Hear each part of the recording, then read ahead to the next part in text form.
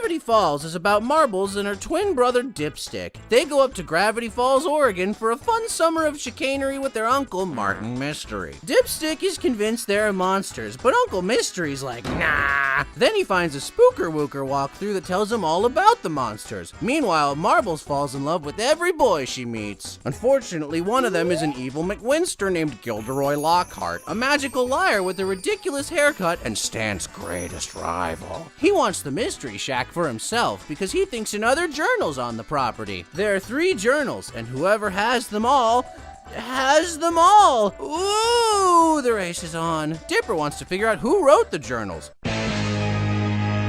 Maybe it was Dr. Seuss. Along the way, they fight monsters such as evil gnomes, evil golf balls, parental abandonment, strong bad. Meanwhile, Grunkle Mystery teaches us lessons about fraud and tax evasion. After the 20th Marbles Crush of the Week episode, they thought, man, let's not leave Dipstick out of this hot action. So they made Bitten Season 2 out of this hot action. So they made Wendy. I guess they call them the Pines Twins because they're always pining after someone. The writers actually start to use her for a bit in Season 2 before realizing, oh no, she's too competent, better put her back in her box. That's all well and good until Razzle Dazzle Dorito comes to town. He's got crazy powers, but also doesn't, and needs to take over bodies to do anything. That's why he has to make deals with humans, but why would you make a deal with him? He has terrible reviews on Yelp. So many mysteries, the fan base is obsessed with them. Did you know that every color scheme is secretly a hexadecimal code that leads to Bill Cipher's cookie jar? Did you know that half the cast is voiced by Seuss?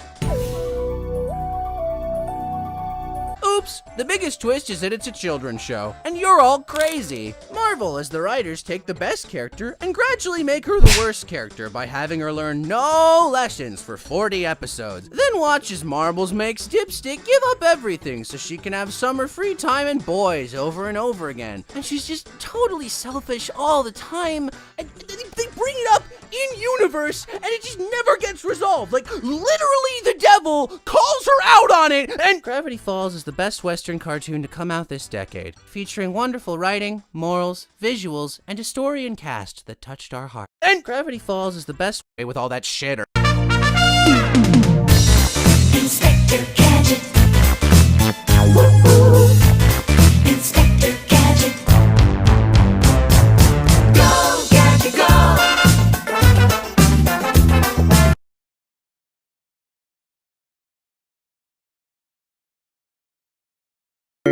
As animals.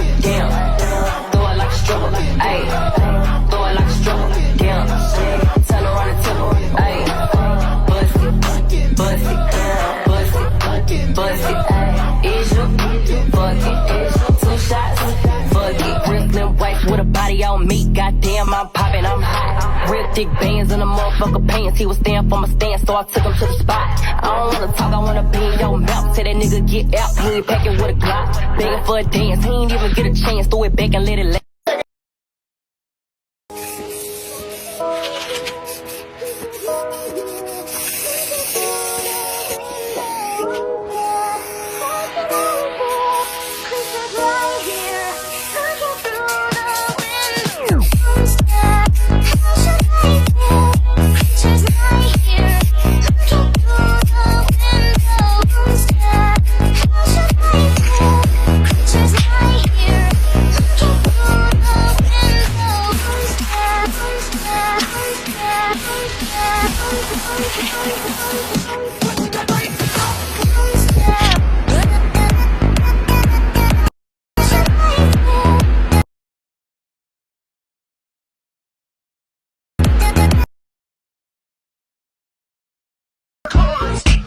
get good. Go ahead, be gone with it. Come to the back. Go ahead, be gone with it. VIP. Go ahead, be gone with it. Drinks on me. Go ahead.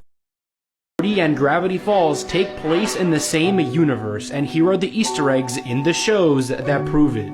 In this episode of Rick and Morty, you see Morty holding a copy of Journal 3 from Gravity Falls. Later on in that same episode, in the background right here, you can see a Dipper and Mabel version of Morty.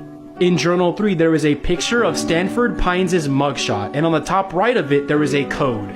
The code translates to Rick was here, but there aren't any characters named Rick in Gravity Falls. Also in Journal 3 are these 2 pages with a bunch of creatures that Stanford Pines has encountered. Some of them aren't in Gravity Falls and instead are taken directly from Rick and Morty, such as this depiction of a Zygerian, and the Cthulhu that you see in the intro of the Rick and Morty episodes, and a Plumbus. There's lots more, so a video with all of the Easter eggs is on my YouTube right now, link in my bio.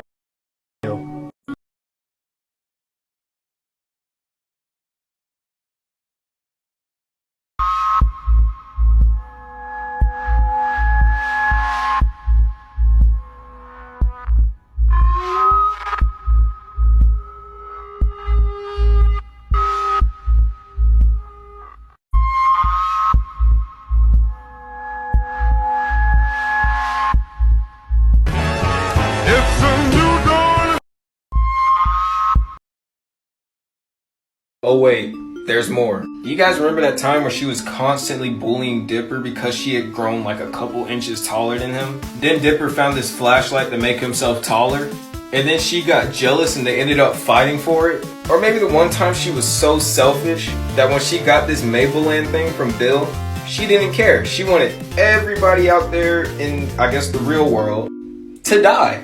And even tried to trick Dipper into staying there by making a fake Wendy.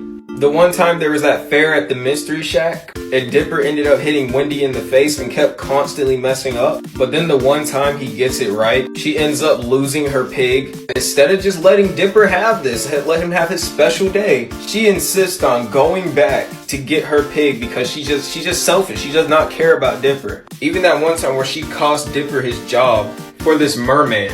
I'm sorry, but Mabel's just a terrible person.